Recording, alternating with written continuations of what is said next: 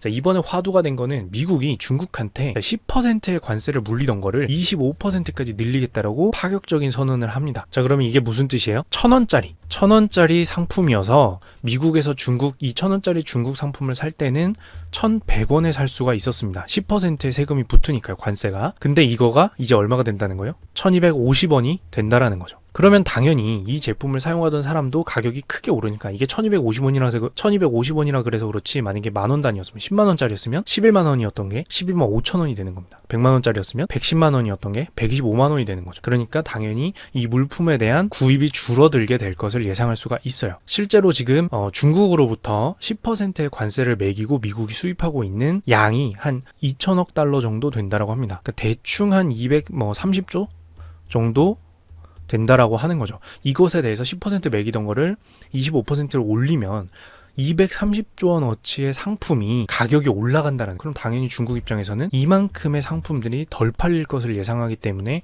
타격이 클 수밖에 없습니다. 근데 이뿐만 아니라 미국 트럼프 대통령이 여기다가 하나 더 얹어요. 자, 지금 10%짜리 25%로 올리겠다라고 했잖아요. 플러스 15%포인트. 근데 그게 아니라 지금 관세를 안 매기고 있는 게 3천억 달러 정도. 그러니까 뭐 계략적으로 한 360조 정도 되는 상품들이 또 있습니다. 이건 관세가 없었어요, 그동안.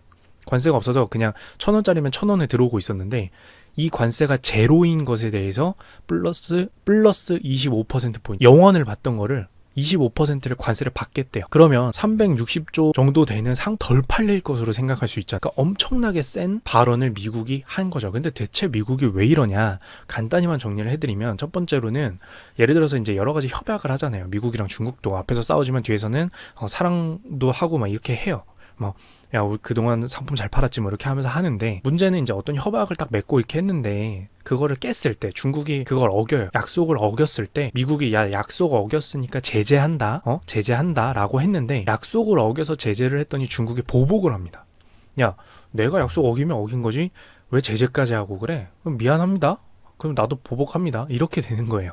그러니까 미국이 그러지 말라고 이제 트럼프 대통령이 하는 거죠. 앞으로 너희가 약속을 어겨서 우리가 제재하는 거는 보복을 하지 말아달라. 안 하면 25% 때린다 라고 하는 거예요. 두 번째로는 보조금을 줄여라는 겁니다. 그러니까 제가 무역전쟁에서도 요약을 했는데, 자국 기업, 우리나라 기업을 도와주는, 중국 입장에서의 중국 기업을 도와주는 방식에는 다른 나라 상품의 관세, 세금을 먹이는 것도 있지만 그냥 그 기업이 물건을 생산할 때 보조금을 많이 줘버리면 돼. 그러면 물건을 생산하는 비용이 줄어드니까 다른 국가의 기업과 싸울 때 도움이 훨씬 되겠죠. 싼 가격으로 물건을 만들 수 있으니까, 기업 입장에서는. 근데 중국이 사실 주식 투자해보신 분들은 아시겠지만 산업 보조금 정책을 정말 많이 씁니다. 특정 산업, 뭐 철강에다가 돈 엄청나게 주고, 디스플레이에다가 엄청나게 돈 주고, 반도체에다가 돈 엄청나게 쏟아주는 식으로 해서 한국에서도 타격을 받기도 해요. 근데 이 보조금 좀 줄여라, 그만해라 진짜 라고 미국이 발언을 하게 되고요. 그리고 요거는 사실 좀 미국의 편이신 분들도 많을 거예요. 중국이 어쨌든 저작권 침해가 심하다라는 것은 많은 분들이 알고 있을 겁니다. 이걸 좀 하지 마라, 이제 적당히 좀 너희가 국가 차원에서 이걸 해결을 해라, 침해를 못하게. 안 하면 어떻게 하겠다? 네, 25% 때릴 거다 라고 지금 하고 있는 거예요. 그리고 사실 이게 왜 중요하냐면,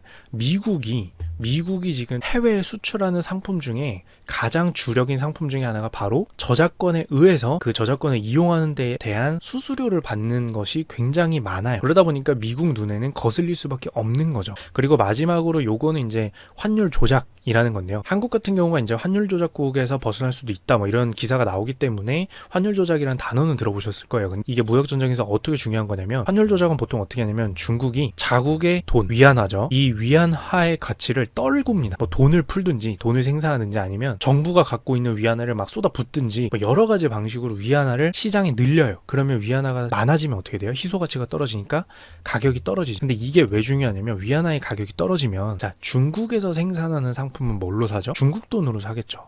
그쵸? 그러면 예를 들어서 미국 입장에서는 똑같은 1달러인데 그걸로 더 많은, 여기서는 중국 돈을 살 수가 있게 되는 거예요. 그 중국 돈의 가치가 떨어지면. 그러면 나아가서는 뭐예요? 똑같은 달러로 더 많은 중국 상품을 살 수가 있는 거예요. 그러면 결국에는 중국의 상품이 싸게 많이 팔리도록 만드는 하나의 방법이 환율 조작입니다. 그래서 수출을 많이 하는 국가는 환율 조작에 대한 눈독을 들일 수도 있는데, 중국은 야, 이거 너무 진짜 대놓고 하는 거 아니냐라고 미국이 주장을 하고 있는 거예요. 그래서 이것도 그만해라, 멈춰라 라고 하는 게 바로 미국의 입장입니다.